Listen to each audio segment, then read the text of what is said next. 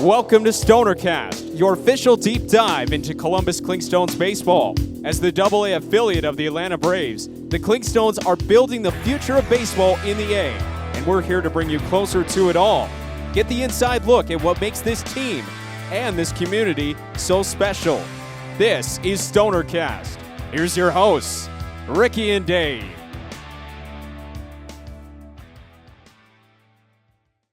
Hey, welcome in, everybody. We are so glad you're here. We've got a great episode planned. First, let me introduce my good pal, my buddy, my co-host, the one and only Dave Norris, all the way from Pell City, Alabama. Welcome, Dave. Hey, guys. How's everybody doing? Ricky, how are you doing today, man? I'm great. If we could get over all these technical issues, we'll eventually get this episode out. I know it's one that folks have been asking for and have been wanting, so we're trying to deliver. Tech is not on our side today, but I think we've got everything figured out. So good. It's just some growing pains. We'll be all right. Right. First things first, the housekeeping. Look down there. You know what it is.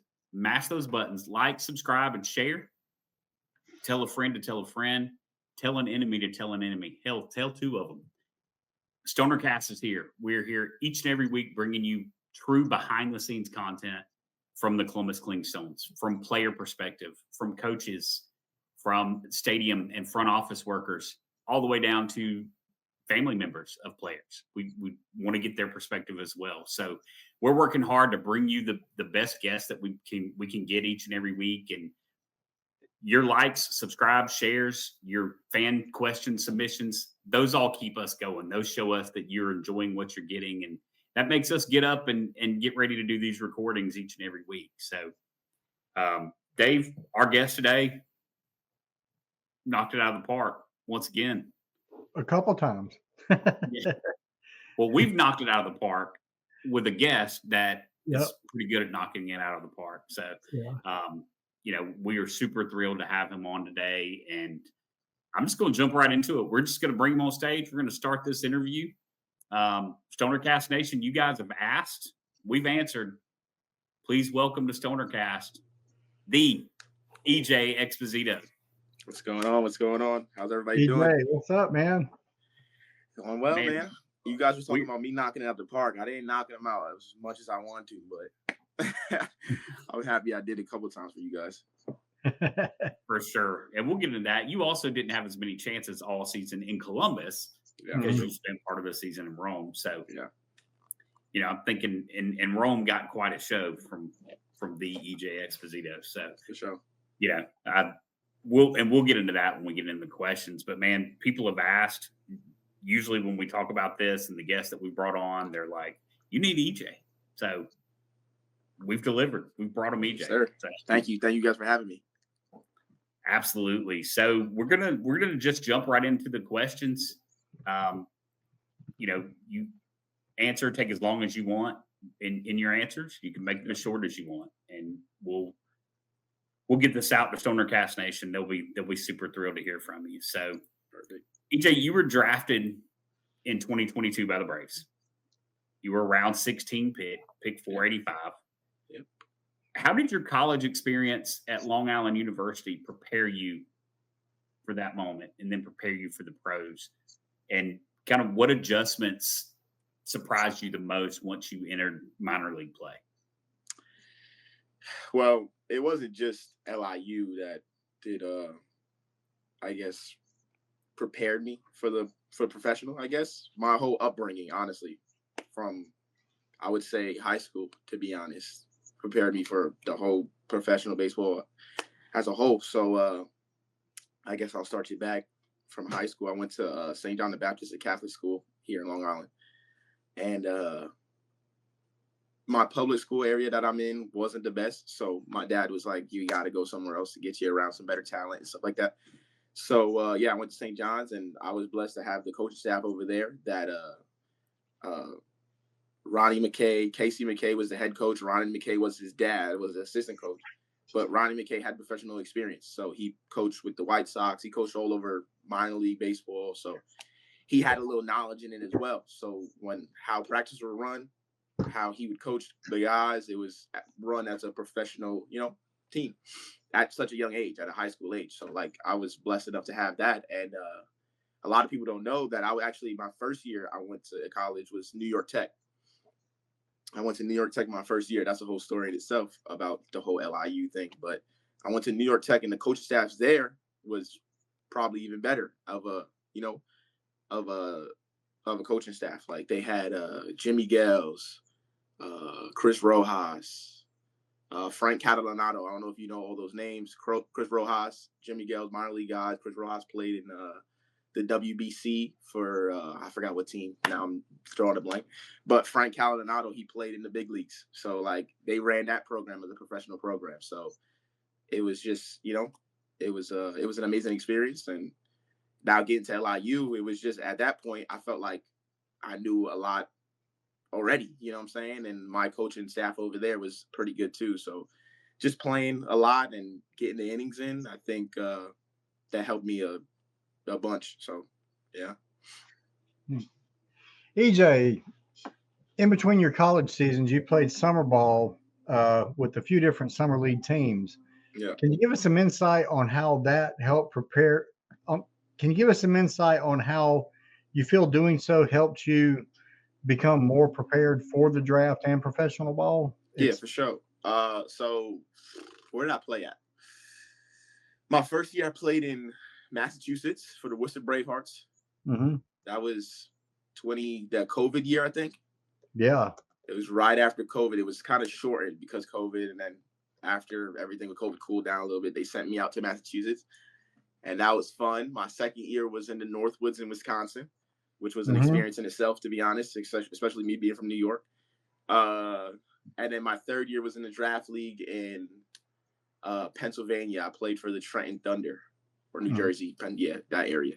But yeah, man, it helped me a lot because strictly just off the travel and just going places I've never been before. Like when I told you Wisconsin was a new experience for me, like I never been to a place like that. Like I never been that far from the East Coast. That's as far as I've ever been west in my life.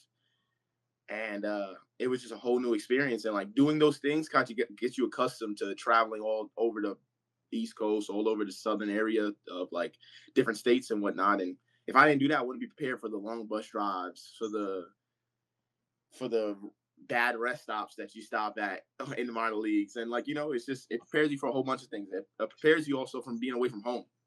Like just getting used to that, because that's a underrated factor too that a lot of guys deal with. Is like, I know we got a couple Georgia boys on the team, but it's just like for me, for a couple other guys, like you're thousands of miles away from home. Like if you haven't done that before, it's like it'd definitely be difficult. So yeah, absolutely. Mm-hmm. So I can already tell you're the perfect guest because you just set my next question up perfectly. All right. And he did not see these questions in advance. So yeah, he set mine up. EJ, a lot of players talk about the grind of the minor leagues. Explain what that is, from travel to, missing your family, the home games where you're home with your home crowd, but you're missing your folks and your family and friends. Yeah.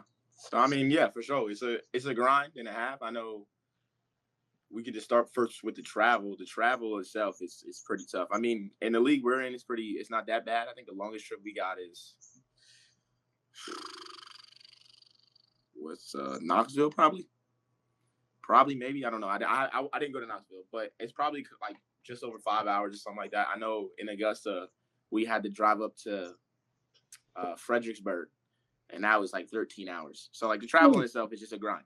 But yeah, man, a regular day for me, I mean, anytime, like I wake up after the game, we'll get home late. First of all, we get home late usually, especially if it's a 7 o'clock start and it's a long game, extra innings, like we'll get home late. We don't got to really be there too early. I mean, I'm not really a sleep in type of guy. I mean, I should be to get my hours in, but I can't. I just can't. So I'm naturally waking up pretty early. But we got to get there from around, especially if you have lift that day. If you're working out that day, you're there at like 12, 1 o'clock, and you don't leave there till 10, 11. You know what I'm saying? So it's like 12-hour days. They're long days, and like with the practicing, and I mean, if you don't love it, it's tough. You know what I'm saying? You guys say it's a grind, and it is. Like being on the realist side of it, it's a grind. But if you look at it in a different perspective, like I love it, so it doesn't feel much as a grind. But at the end of the day, if you're looking from the outside in, and it's still a grind, you know? Yeah. EJ, based on some of your Clingstone teammates based on what some of the Clingstone teammates you have said, you guys have built a great clubhouse culture in Columbus. How would you describe the leadership in the clubhouse, be it from players, including yourself, and the coaching staff? Yeah. So, I mean, leadership at this level is like, I don't want to say it comes and goes because I mean, we're all know how to lead ourselves, you know?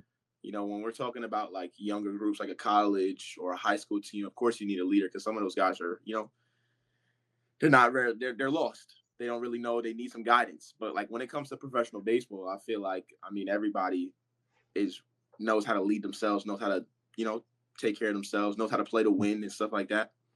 But that doesn't mean there's no leaders. You know, like we were luckily enough to be blessed with a whole bunch of old vets, you know, like Ian Anderson came down, David Fletcher, BMO. Like those guys are older. Those guys are naturally leaders. Like, you know, whatever they do, they've been in the game for so long that you see that. And it's like, all right, whatever they're doing, obviously they've been playing for this long. Like, let's try to match what they do. You know what I'm saying? So, but going from them to the coaching staff, like our coaching staff has been in baseball for a while too. So they know the ins and outs of it. And any questions that we have coming through it, they'll answer it immediately. And it's the leadership problem. A leadership thing is never a problem, especially in this clubhouse. Like, you know, sometimes I'll step up and be a leader, and sometimes Kevin will step up and be a leader, or Zebo will step up and be a leader. Everybody has a leadership quality, or not quality. What's the word?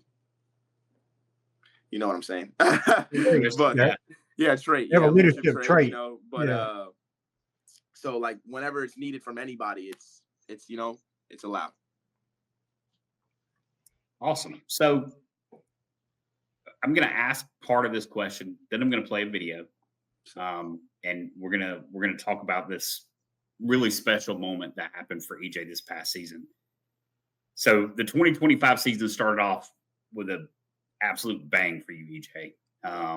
You started the season in high A role, and just 3 weeks into the season, you became the first Rome player to hit for the cycle in over a decade. We're going to show the hit that clinched the cycle for you. It was a triple. And I want to hear your thoughts on this. The mic gets muted when we play videos. But you know, let's just watch it. We'll come back and talk about it. Yeah, let's see. This is the triple that clinched the cycle for EJ. There's a swing and a fly ball to right. McConnell hustles it down, reaches out with one hand, can't make the catch, and is thinking three, thrown to third, and it's in front of the bag. It's a leadoff triple, and that is the cycle for EJ Exposito. All right. Cool moment. And that's the first part of the question. Hitting for cycles, obviously. I mean, it's not done very often. Yeah. I'm going to get off script here real quick because I saw you quite a bit in Columbus, and you hustle all the time. Yeah. You left second base, and it looks like you ran out of gas. Explain what happened. Yeah, so for a lot of people, I guess I got to break this down because I was getting a lot of heat for that because people were saying, I think one comment, I think Rome posted this, and one comment, they deleted it, but some lady said, "Oh, lack of hustle. He should be taking out the game, this and that." And I was just like, But here's the story on it. That was beginning of the season, I started off with, I think we were in Bowling Green. We were Bowling Green. I ended up pulling my quad, strained my quad. I was hurt I think it was only supposed to be a week and a half, but then we prolonged it to 2. So I was just like, okay. So that week, that was my second game back, by the way. That week in Winston-Salem, we were really pushing for me to get into the game, and we weren't sure yet. And the first game I played, I came back. I didn't do so high. I think I had like 2 Ks or 3 Ks or something like that in the ground out. That first game, they didn't want me pushing it. They was like, my trainers told me, they were like, listen, like, don't go out there, like, obviously play as hard as you can, but don't go out there trying to stretch any singles into doubles and doubles into triples. So the next day, I mean, I felt good all day, and I was like, I'm feeling good. And like, I started off, I think the first one was the double, and then I hit the single, and like nothing pushing it. I wasn't pushing it at all. Like, they were still telling me not to push it. Like, don't hurt yourself again, basically. Don't go out there, steal 15 bases. Don't do anything crazy. So, and then I hit the homer, and obviously I get the jog on that. So I'm never running for that. And when the triple came around, I hit it, and I knew I hit it well. And I saw the right fielder, and I was like, he's not going to get there. And like in Winston-Salem, if you guys haven't been, that corner over there, like, it's like it bounces. It just, anytime you hit it over there, it's going to bounce around and kick around a little bit. There's a swing and a fly ball to right. McConnell hustles it down, reaches out with one hand, can't make the catch, and is thinking 3, thrown to third, and it's in front of the bag. It's a leadoff triple, and that is the cycle for EJ Exposito. Yeah, it even has a sign in it that says awkward corner. Yeah, but I saw it get past them, and then I'm rounding first, and I realized that I needed the triple for the cycle. And I was just like, you know what? Like, I already got the double. I was like, I'm not going to push it. I'm not going to pick up speed, because if I push it, I might hurt myself. So I'm just going to keep going. And hopefully they make a bad throw. Hopefully, you know what I'm saying, he messes up the transfer, something. And if I get thrown out, I have the double. If I'm safe, I have the triple, you know? So I pushed it. I tried not to hurt myself. I slid around the tag. My third base coach was pretty upset with me because he gave me the stop sign, but I wasn't even looking at the stop sign. And yeah, I slid in. And what's funny about that is that game, I don't know if you saw the score, it was like 15-10 or something like that. There was a whole bunch of, everybody had hits, and I think Espinoza, the kid that got called up later in the season, he had 4 hits, and he was on cycle watch too. So nobody knew I even hit for the cycle until like probably 5 minutes after I was taking my lead and I scored or whatever, and they were like, "You hit for the cycle." I didn't even know that. So yeah, it was a cool story, that was part of my question for you. Did you, when you turned, I felt like you had turned second base and were like, "This is happening." Yeah. And you know, just, I don't know if the lady's watching or the person that made that social media comment, but there you have it. The man was nursing a hamstring injury and still hit for the cycle. Yeah. And gave Rome fans something to watch that night. Of course, it wasn't at home. It was in Winston-Salem, but gave Rome fans back home something to watch and be proud of. Hey, and you know, that slide is what made you safe, I think. Yeah, honestly, the throw, that was a very good slide. So running in, I saw him start to like go up, and I mean, as infielders were taught, like if the throw is starting to tail a little bit up the line, you got to try to come meet it and try to make a tag. And I saw him start to come up, so I knew he was going to try to get me earlier. So I was just like, I got to try to slide and try to get around this somehow, because if I get thrown out, it might be a bad look. But hey, if that had been an outfielder, he may have been out, because you understood that, because you're an infielder. You know, you understood those fundamentals. Yeah, maybe. So to finish out that question, the cycle is something most baseball players, even at the highest level, never even sniff. Yeah, I don't think Shohei has one yet.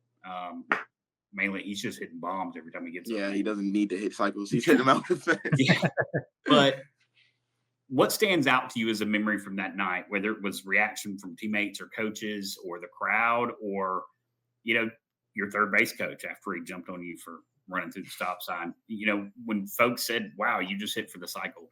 What memory stands out from that day? Real quick though, that's actually my second cycle of my whole entire career. That's if you want to write that down, that's my second one. My first one came in a showcase, so I really don't count it as much, but it was a showcase. That picture actually you showed earlier with the blue perfect game, I hit for the cycle that. Wow. Yeah.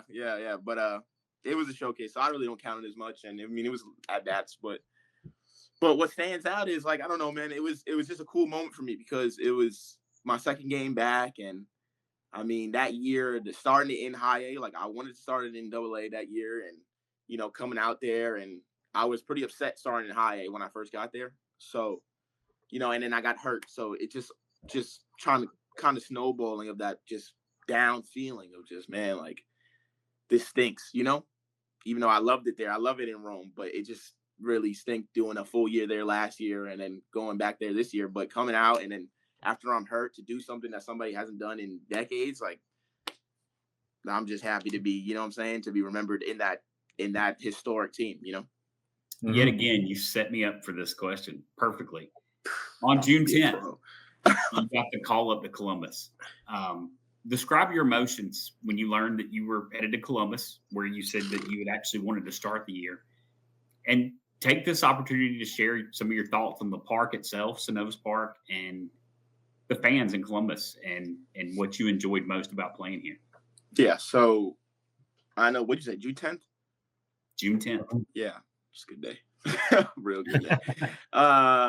I know starting back when I was in Rome, my boys were up there. Like Keyshawn was up there, Kevin, Ian, like Landon. Those are all my guys. So they would show me the place, Synovus Park, and I'm like, man, it looks amazing there. Like it looks sick. Obviously coming from Mississippi and transferring over, I'm like, that was a huge upgrade. But I know that week before June 10th, I had a really good week. And that was the week where I kind of just, like you said, like I said earlier, like I was in Rome for half of the season and I was stressing a little bit. But that week it's kind of crazy. I kind of just flipped the switch on like stop worrying about it almost. Like it was like enough of trying to get to AA. Like if it's gonna happen, it's gonna happen. And thankfully I had blessed to have a good week that week. And I remember I was at Chipotle and our manager, Angel Flores, he called me. He's like, what are you doing? Oh, it was on my off day. And I'm like, what do you think I'm doing? I was like, I'm getting Chipotle and I'm about to go back and lay down for the whole day. I'm tired. But then he was like, well, make your way to the clubhouse and pack your stuff. And I'm like, you never want to hear that from a manager. So, and he was like, you're going to Columbus. And that it was almost like a lot of just stress and everything on weight off the shoulders. And it was amazing. And then getting there was even better, being welcomed by Piva, clubhouse manager of the year. He's the GOAT. There's that name again. Again, every player brings him up. Oh, yeah. He's Angel. GOAT. He's literally GOAT. We have got to get him on here. Yeah, you 1,000%. But yeah, man, being welcomed by Piva and he handles it pretty well, like with everything. Ooh, wrong chain. He handles it pretty well. And yeah, getting there and seeing the weight room, seeing the new facility, seeing the locker room, my name, it was just an unbelievable feeling. And obviously I want to keep growing and keep going there, but I would love to relive that feeling if I could, And the Clingstones wasted no time because shortly after you got here, they had a season ticket holder luncheon where we were able to hear from 3 players. We heard from Blake Burkhalter, Ethan Workinger, and EJ. EJ had just joined the team. It may have been the week of. Yeah. No, it was after your first Grand Slam. So it was several weeks into being here. But funny story about that too. He was someone that the fans, the folks there had not, because he platooned quite a bit. He played different positions, and fans had not really gotten to know him yet. But I think he captured everybody's attention in that luncheon when he got up for his question and answer portion. Mm-hmm. I remember telling my wife when we were leaving, I was like, man, I can't wait to see that kid grow. He is, and then he just ends up having an absolute stud of a season here. So we are, we know that you're never going to be satisfied with your own performance. But funny story about that luncheon, though, if I can speak on that. Yeah, go ahead. If I could speak on that, it was, who was it? It was me, Burke, and Work, right? Yes. Mm-hmm. And I knew Burkhalter grew up right down the road. So I remember they were asking people to do it, like for a couple players to do it. And like nobody really was like offering.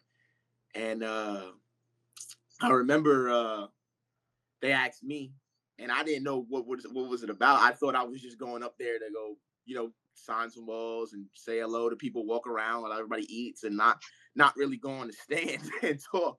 So I didn't know that until I got in the building that, you're going to have to speak to all these people here. And I was just like, oh man. I was just like, there's no way I'm gonna be able to do this. I'm not like, I was nervous that whole time when Burkhalter did such a good job, Work did such a good job. I'm like, man, but I'm happy that you loved it, and you know, yeah, you I mean, like you did a tremendous job endearing yourself to the fans, and that's kind of what minor league is all about. Yeah, we know we're not going to have you for long. Hopefully, obviously, you're going to get the bump to AAA, and then pretty quickly after to MLB. Yeah, hopefully. But I'll tell you one thing, just from this short time we've had you on the podcast, when baseball's over with for you, I think you've got a career in media. I really do. I think you would make a tremendous, like, pregame show host type thing. I think you would do a really good job at it. Baseball podcast. That'd be cool. That'd be cool. We always talk about starting a podcast among like teammates and stuff like that. Like just what you guys are doing, honestly. Mm-hmm. Like just hearing from, especially the minor league side, because like a lot of people see the big leagues and, you know, but like just the ins and outs of like our lives and stuff like that, what we do. And, you know, like a lot of people don't understand that. So it's like we always talk about it. Do we always ever do it? No, but we always talk about maybe starting something up like that. It would be cool. But I mean, thank you guys. I appreciate that. Cause I mean, I'm definitely a nervous dude. So I'll tell you, I would absolutely love it next year next season, if you're here in Columbus, that you kind of be a StonerCast special correspondent. Give us some video from the road, from the bus trip, from when you guys stop at a gas station at, you know, really early or really late at night to go in and get snacks or whatever. Video clips like that. That's what StonerCast is all about. We're wanting to show our fans what life is like for you guys. For sure. That'd be cool. That'd be dope. I'll be willing. Absolutely. EJ, you made some noise in Columbus. Obviously, you probably know where I'm going with this. Your first 2 AA home runs were grand slams. Obviously, both were clutch hits, too. Yeah. Describe what was going through your mind as you approached the plate for these at-bats. Was grand slam on your mind? And if so, were you looking for specific pitches that you knew you would have a good chance of hitting out if you got them? The grand slam's never on my mind. I mean, to be honest, if you want me to be honest, I think those are like, I don't think I've ever hit a grand slam before that. I don't think I ever in my career ever hit a grand slam. So like, obviously grand slam is never on my mind. I know my first one, I didn't have a homer yet. So I needed a homer. Or you guys, I felt like the fans were going to start to hate me. Nah, I'm kidding. You guys didn't go on that. But But yeah, man, I went up there. I think I explained this in the luncheon that it was like we always talk. Me and the pitchers always talk about like percentages and stuff like that. And it was we always talked about. They always said like after this is a great story, y'all. Listen up. This is a great story. Me and Landon Harper go about it all the time, and Lucas Braun had a little part of that too. Mm-hmm.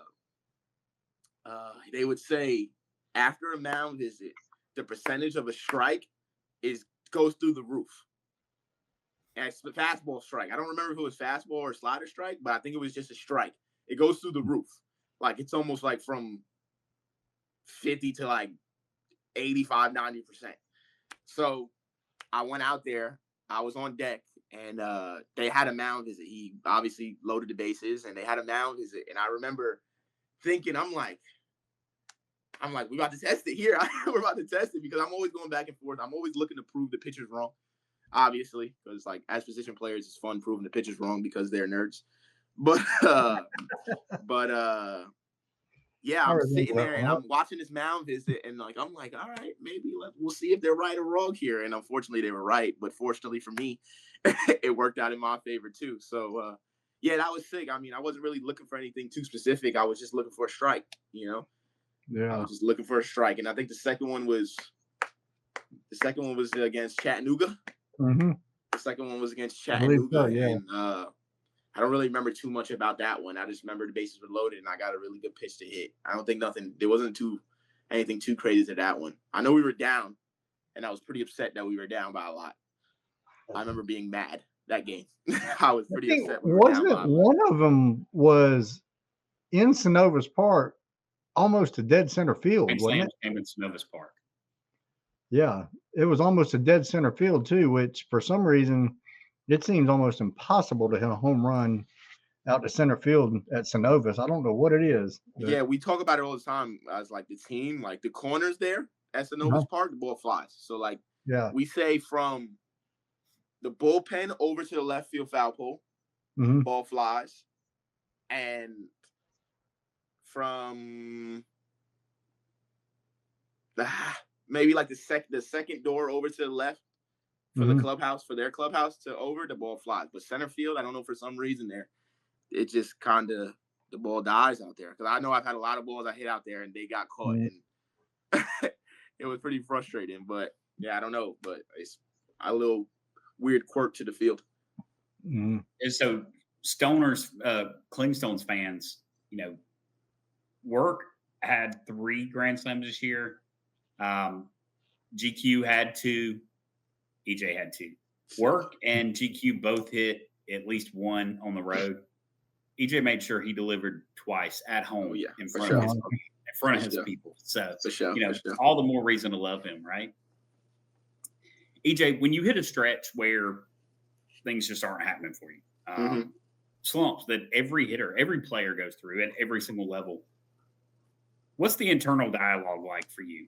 Are you the type of player that's, you know, digs into the watching the film and the numbers and the metrics, or do you rely more on trusting yourself, trusting your feel, and trusting what your coaches are telling you? Yeah, for sure.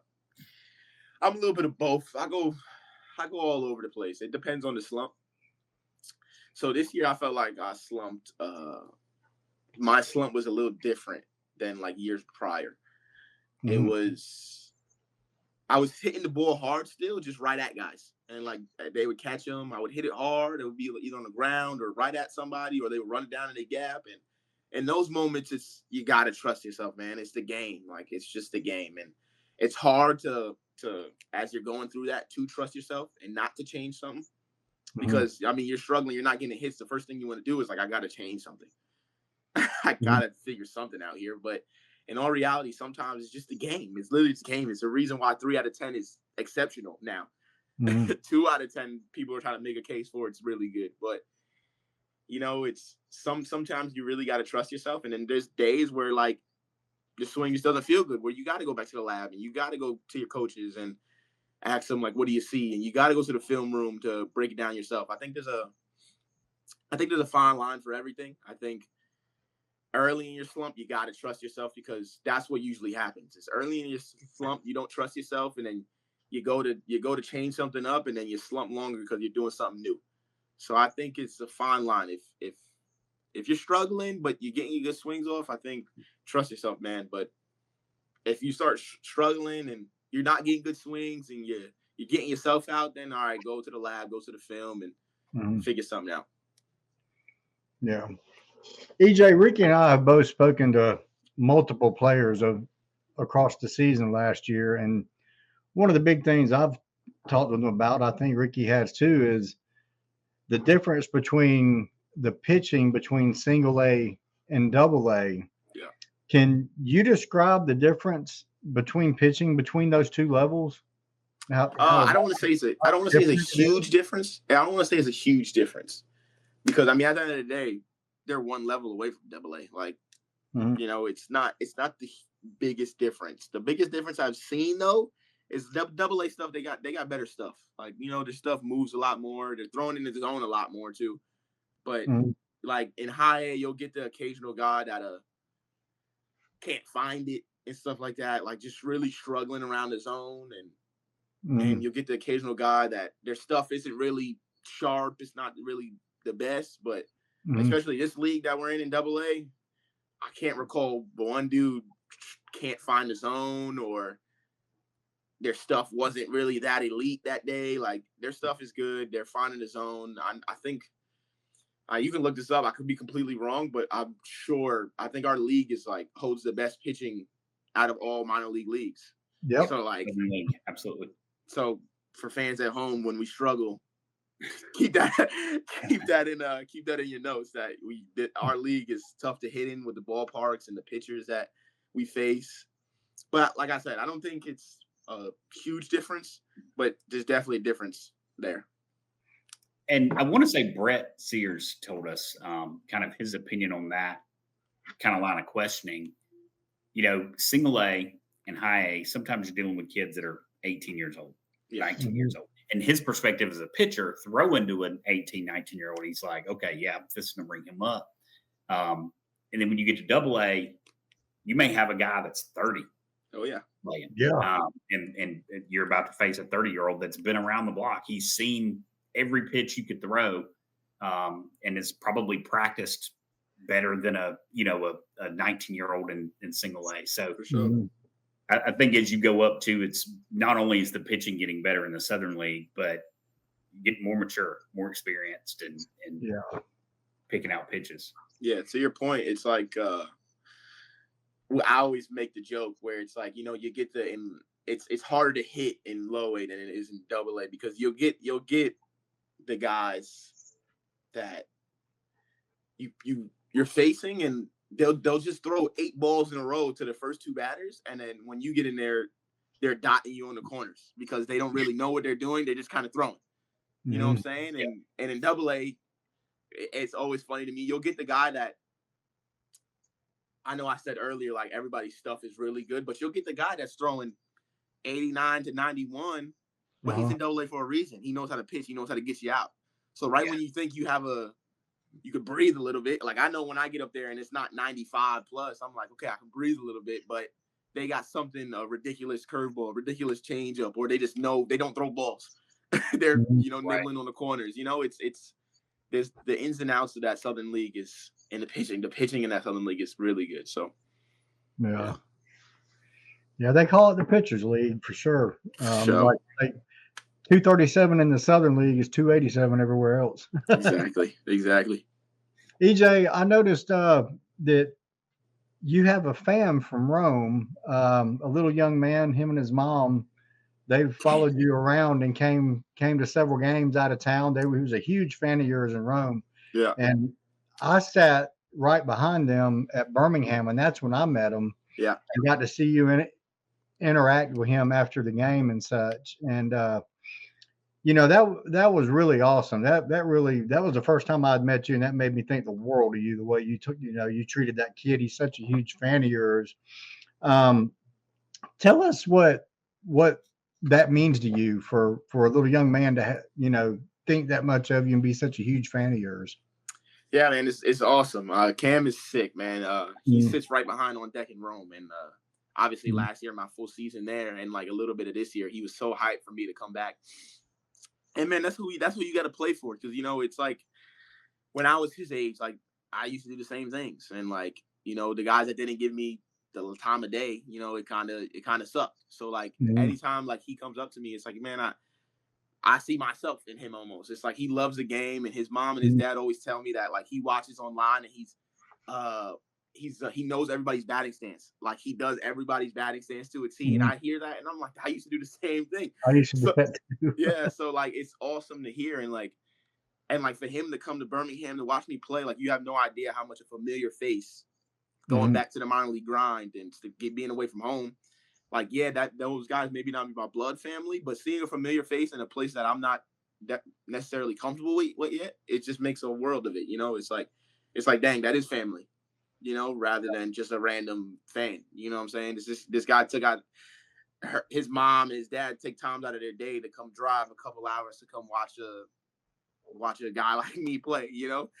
So it's awesome, and it's honestly touches my heart every time I see them. So yeah, I couldn't remember his name, but Cam, that's his name. Cam was his name, yeah. Yeah. And he got down here to Columbus a few times, and Rome to Columbus is not an easy quick drive. Now it's much better than driving from Rome to Pearl, Mississippi. I'm sure you'll agree the day you got that call up that you were glad you weren't having to drive 8 hours. Yeah, I could do that in a day. All the way to Atlanta, Yeah.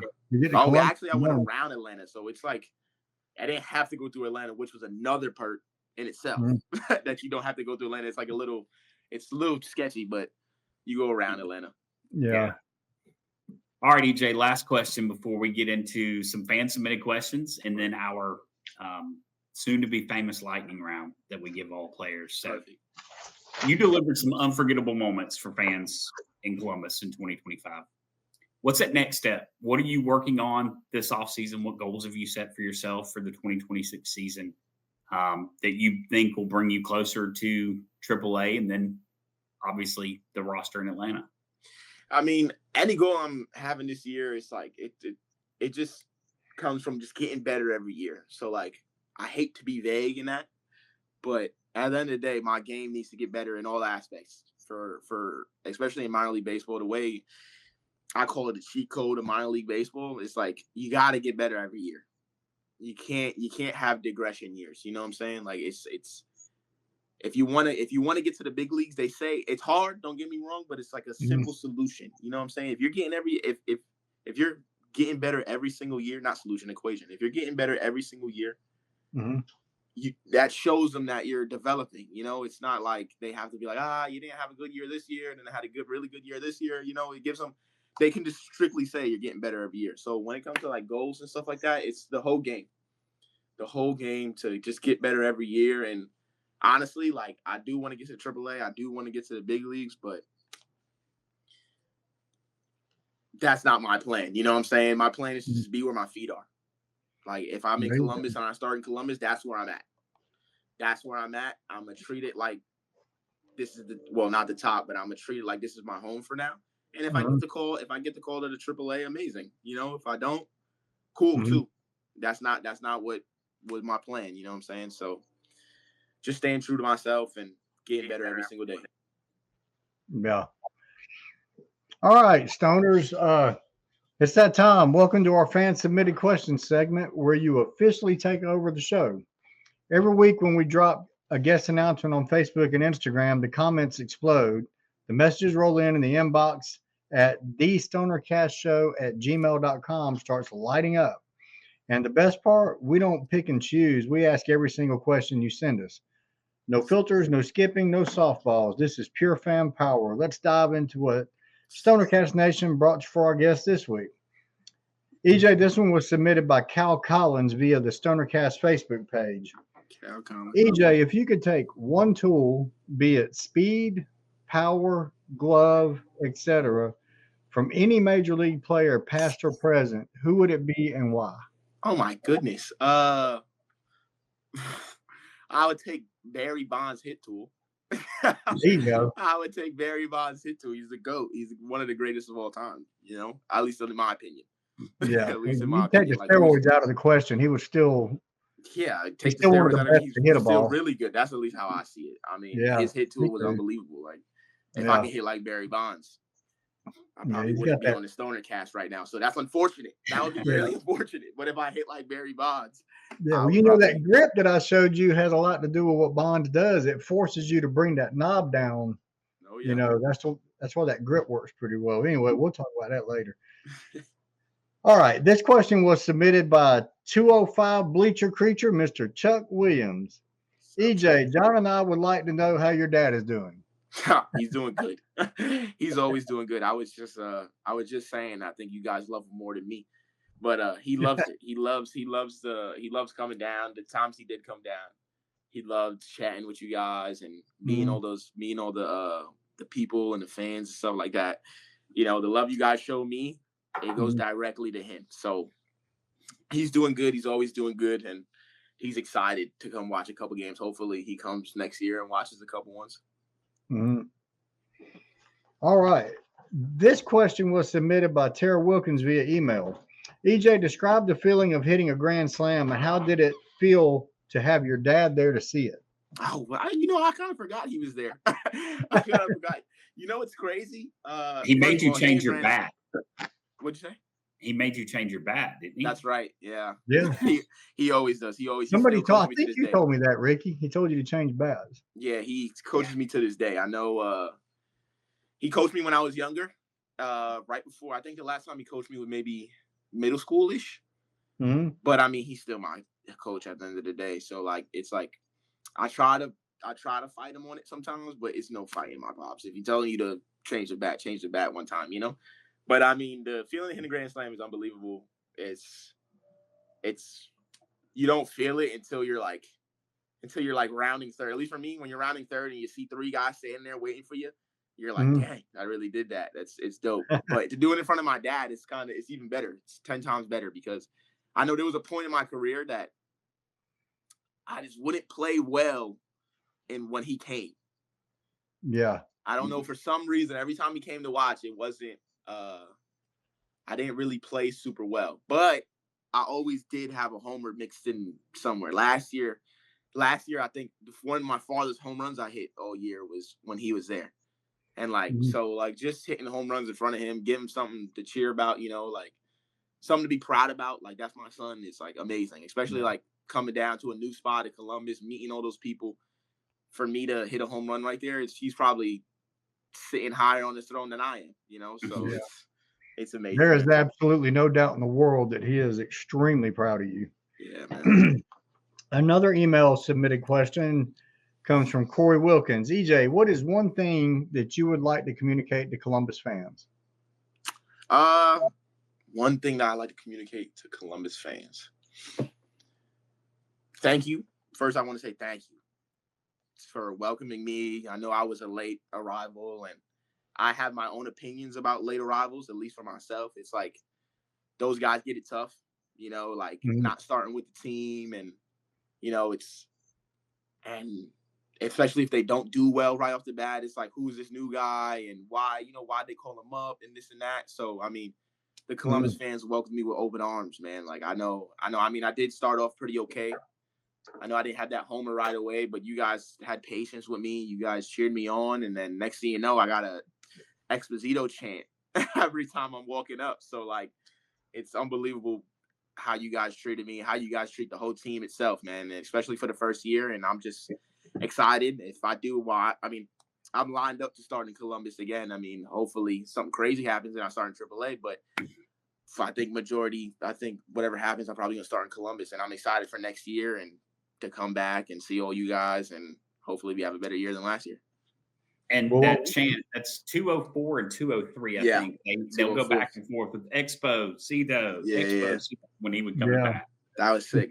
When that started happening, I was just like, I don't remember exactly when it started happening, but I hear it every time. Like, I'm not one of those guys that walk up there and say, oh, I don't hear the crowd. I just don't know. I hear everything you guys are saying, from the good and the bad and the chants. It's dope. Yeah, we know y'all hear it because I tend to heckle the opposing batters a little bit. Yeah. Friendly, but not anything bad. It's tough from the field. It's tough from the field to hear you guys, but definitely on deck and in the box, I definitely hear you guys a lot. All right, our last fan question comes from Clingstones fan Facebook group member Jacob Edwards. What is a typical off Monday for you guys? Off Monday. I know an off Monday. Okay, so usually if we're usually coming back from a road trip on off Monday, or if we're home. So if we're going far, we have to travel on Mondays, which suck. Those suck. Yeah. You wanna have your off days by yourself, and you're not really off. Yeah, you got to travel. But if we're close, if we're going to a road trip that week, if we're close, we'll leave on Tuesday, so we'll have the Monday off. And obviously, if we're home, we come back Sunday and have that Monday off and play home next week. But a Monday, I mean, I wake up probably around the same time I usually do. I wake up early, and I mean, if I'm golfing that day, I like golfing, even though I'm pretty horrendous at it. But we all are. We all are. If you say you're good, you're lying. But yeah, we golf. I know me and my buddy Ian Landon. Kevin doesn't golf really much, but Ian Landon, we will get out there and we'll golf a little bit. Cal Conley too. He liked to golf a little bit. We'll do that. If not, it's usually just chilling all day. I mean, we're just kind of relaxing, not really doing much. I know every once in a while we'll try to go out to eat as a little group. We'll try to get a couple group guys, up to 5, 6, 7 guys, 8 guys to go out to eat and whatnot, and enjoy the off day any way we can. There was a pool in our apartment complex, so the hot summer days we'll probably go chill by the pool a little bit too. But majority of it is just relaxing and not doing much, trying to catch up on sleep for most guys. Yeah. Well, huge shout out to StonerCast Nation. Y'all showed out with the questions this week. We love seeing the passion and creativity you bring every time we ask you to participate. Remember, keep your eyes locked on our Facebook and Instagram for guest announcements so you can jump in early and get your questions in. StonerCast is fan-driven and fan-powered, and we couldn't do it without you guys. Yeah, I agree. This week's questions were great, and I think a lot of it had to do with the guests that we had. A lot of folks have wanted to talk to EJ, so and we'll go ahead and announce this now, but we'll be recording an episode very soon with another fan favorite with Kevin Kilpatrick. We finally got a response from Kevo, and he's going to come on and join us. And that's sick, man! I can't wait to see that. I wish I could have got on here with him. Hey, that would have been awesome. We could make that happen. We could have a special guest call in. We could let. We could have fan questions. We could do EJ's questions. I'll come on ask some questions. Yeah, you got to do a fan submitted question for him. Yeah, for sure. I'm gonna get him. Something that's gonna make him laugh. Yeah. All right, so EJ, it's time for our lightning round. Let's do it. Here on StonerCast, we like to leave the show lighthearted and hear some true opinions from you. Yeah. We're going to break yours into 3 segments. This is the first time we've done a lightning round like this. We'll have a couple of lightning round questions. We'll have a couple of this or that questions, and then we'll have some Clingstone superlative awards for you to give out. So, bet. All right. If your glove could talk, what would it complain the most about to you? Probably when I'm going on planes and I leave it in my bag. It probably doesn't like to be in there for too long on plane rides or on any road trip for that matter. And it would probably be upset about I don't really clean my glove. I kind of like the old look of it. I don't know if I have my glove in here. I don't have my glove with me, but like my gloves, like once I start playing a lot, it'll get like crusty and stuff like that. I know some guys like making sure it's still clean and whatnot, but I like something about the little grime and grit of like the glove getting old, and it's so he probably wants to get cleaned a couple times. Gotcha. What's the funniest thing you've seen happen in the Clingstones clubhouse this past season? Oh man, what's some funny stuff? What's some funny stuff? Oh man, when I got there, they had these. I don't know if you know this, but Craig Kimbrell, when he was here, he left a couple of like gaming stuff. He left like some golf, whatever. I forgot what it's called, but it's like a golf thing. It's a golf something. And I remember David Fletcher was just so good at it. He was just so good at it. And I remember people would like try to challenge him all the time, and he would just beat them and like with ease. Like it was just the easiest thing I've ever seen. And like I would try, I would lose. Our strength coach Kyle would try, he would lose. Everybody would lose, and I got a kick out of that because nobody was beating him, and he knew nobody was going to beat him. So yeah, I find that pretty funny. All right, which Clingstone player had the hardest walk-up song? Me. It did no calls whatsoever. Me, absolutely. No, I liked. You know who I liked a lot? Why am I drawing a blank on his name? Hackenberg. I loved Hackenberg's walkout. Every time I was on the field and he came out, it was amazing. I loved Hackenberg's. I loved Keyshawn when he came back. Keyshawn's walk-up song was nice. But for sure, I think I had the best one, especially when I first got there. I've gotten compliments and DMs. I don't know a lot of people could say that. I got DMs asking me what my walk-up song was. So and now what's your walk-up song was? Oh, I had a couple. But I would look it up. Hold on. I had a couple, but my first one was Street Sweeper by Gunna. Okay. If you want to, I remember that one. It might not be family friendly, the whole song, but at least the part I played was. Yeah. All right. I definitely got compliments, but go ahead. We're going to go into some this or that. You pick one. Bet. Columbus, July humidity, or January, New York winters? January, New York winters, bro. I always say when I'm in the cold, I'm like, dang, I wish it was warm. But that heat, oh man. It's impressive. Oh man, that's like almost suffocating. Well, It's dude, you suffocating. can always put on more clothes if it's too cold. You That's can't what I'm take off saying. so You only many. got your skin after, you know what I'm saying? Yeah. You only got your skin left. So, yeah, I definitely do January cold in New York. All right. Join the 40-40 club or win a gold glove. Oh. Ooh.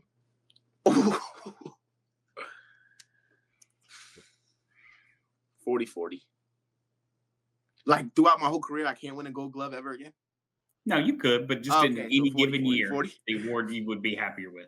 40-40, I would definitely be. That would be a cool feat. Not everybody's doing that. I mean, not everybody's winning a gold glove, but I think 40-40 is cool. He didn't say platinum glove, so you can I still could get. win a platinum glove. I guess you got to get the gold before you get the platinum, though. So 40-40 for is those so who cool. don't know, the 40-40 club, that's 40 home runs, 40 stolen bases.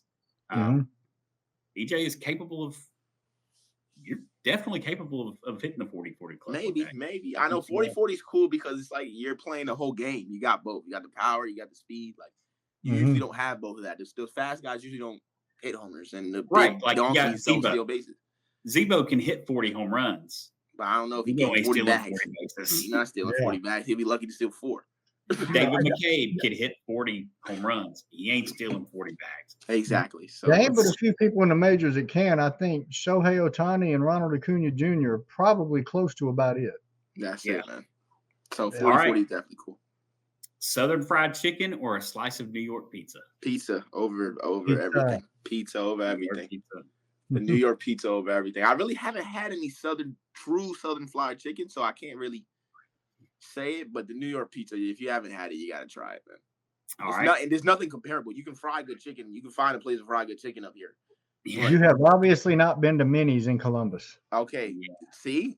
This is right there near the stadium, too. I mean, it's a few streets. It's a few streets over from the stadium. You could walk from Synovus Park and get to Minnie's. That's the first place I'm going when I get back there this year. It's the first place I'm going. And call Chuck Williams. He lives in the historic district. He'll get you to Minnie's. He lives very close to Minnie's, actually. So I'm excited. I'm gonna do it because I need some of that. All right, workout day: 500 ground balls or 500 cage swings. Ground balls. I love it. It's the swings are cool, and I mean I love, especially on field hitting homers. But ground balls, there's nothing like it, man. Like I talk to my guys all the time. Like we'll take them, and I'm taking them. And once you start getting to the flow of things, and like you turn your brain off, and you're just out there taking ground balls, you'll take them. I'll take them for days. I'll take them for days. Love to hear it. All right, superlative awards. Do it. I'm going to give you an award. You tell me which teammate you want to give it to. Most competitive Clingstones teammate. Me. Me. I think I'm the best at everything. I don't think I can lose much. I do lose a lot, but that's except the golf game. There, but I'm gonna be in there. I promise I'm gonna be able to try to do it. So yeah, I think it would definitely be me. Unless it's the golf game with David Fletcher. I'm good off that. All right. Biggest Clingstones dugout hype man. Biggest Clingstone dugout hype man. Let's think about this. GQ. Q was anytime you hit a homer, he was shouting something in Spanish that, so Q is I miss Q, man. I gotta reach out and see what he's doing. But yeah, Q was always anytime you did something, you would hear him. If I got a hit, I would hear him right away. So yeah, GQ, definitely. All right. Funniest Clingstones teammate. Who's funny, man?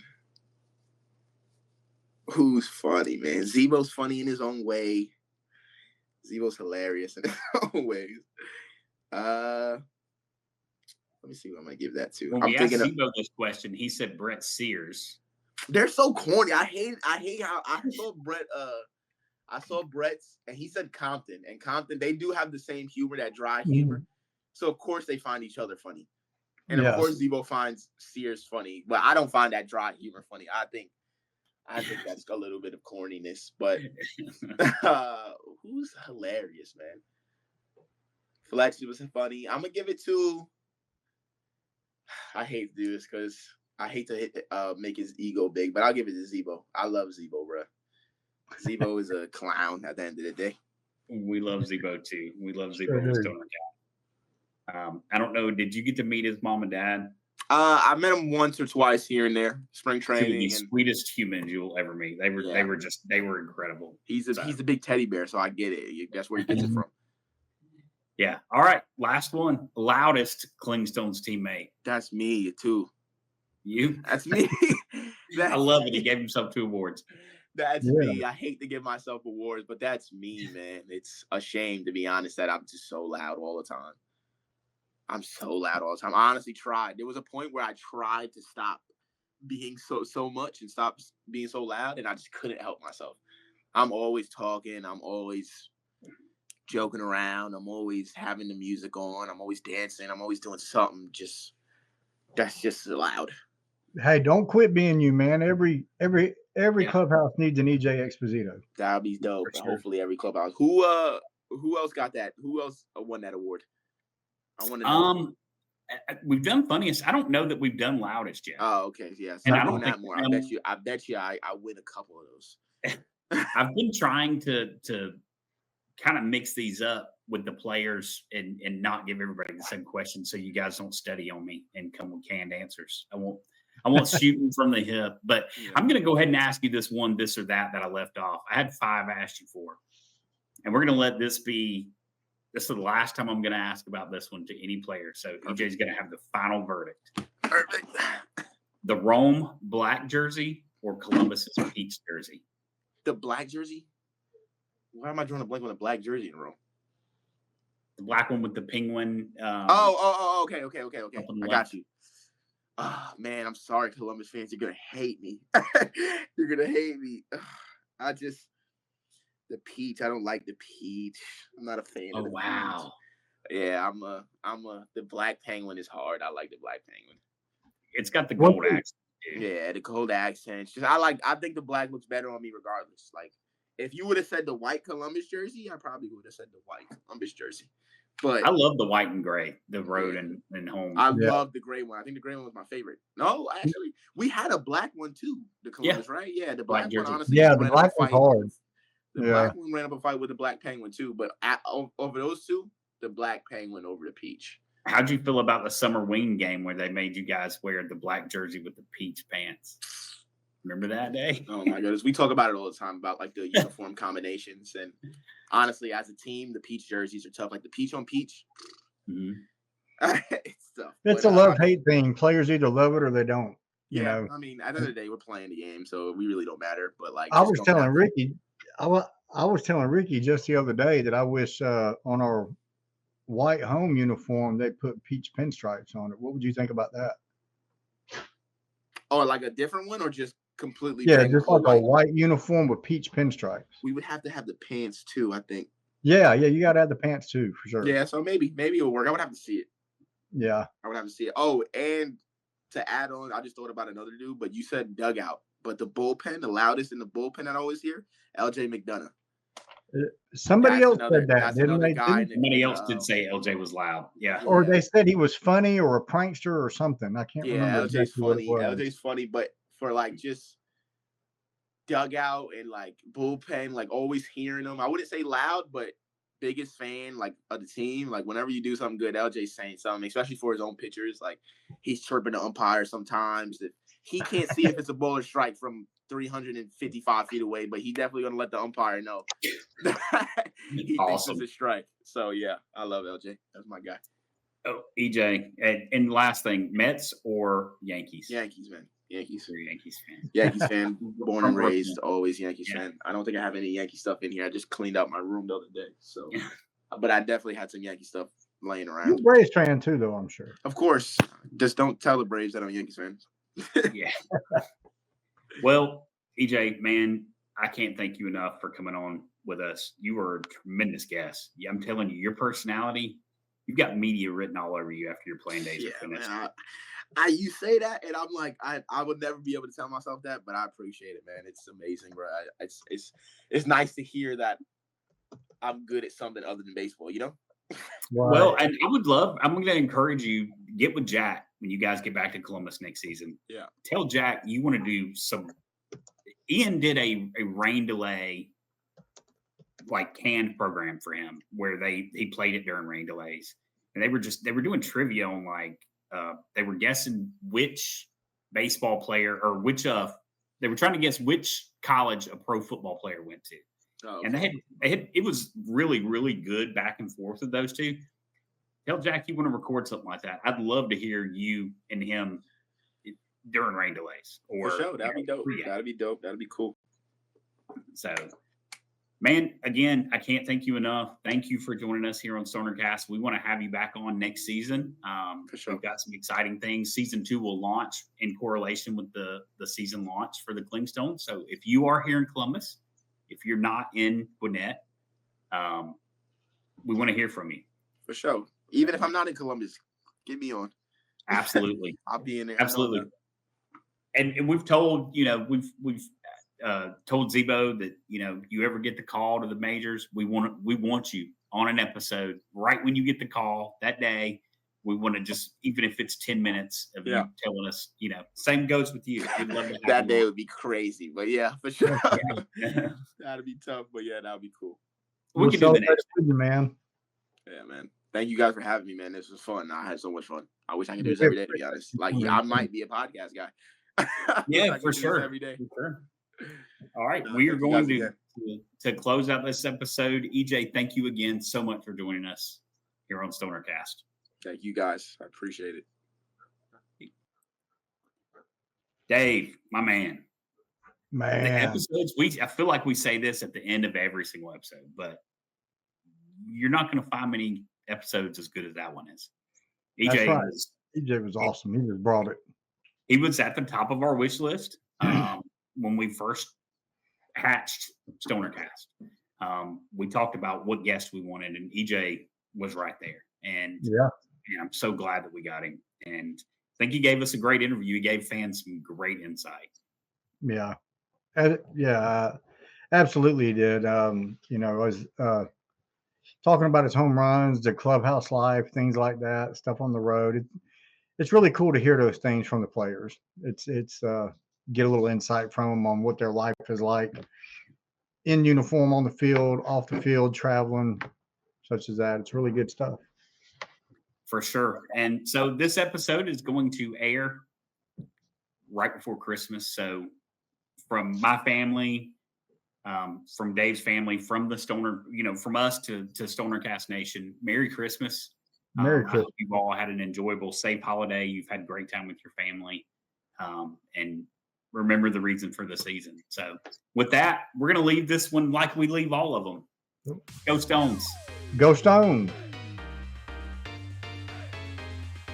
Thanks for tuning in to StonerCast, your inside look into Columbus Clingstones baseball. Please like, subscribe, and share to stay connected as we bring you closer to the Stones.